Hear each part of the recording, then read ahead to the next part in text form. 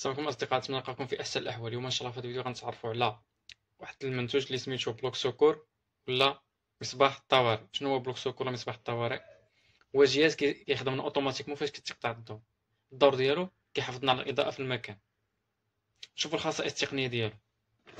بالنسبه لهذا الليد كما كتشوفوا السطوع ديالو 70 لومين كيخدم لنا ساعه كامله. بالنسبه لون الاضاءه 6500 الضوء ابيض، وفيه الداخل ديالو 4 ديال الليد صغار كيخدموا 0.5 ديال الفولت. بالنسبه للفولت ديالو 220 فولت حتى 240 فولت على تردد 50 هرتز. اي بي 20 ضد الغبره، اكي 0.7 ضد الصدمات.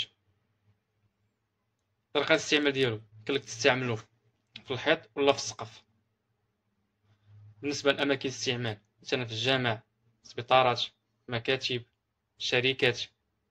نتمنى الشرح يكون نال الاعجاب ديالكم.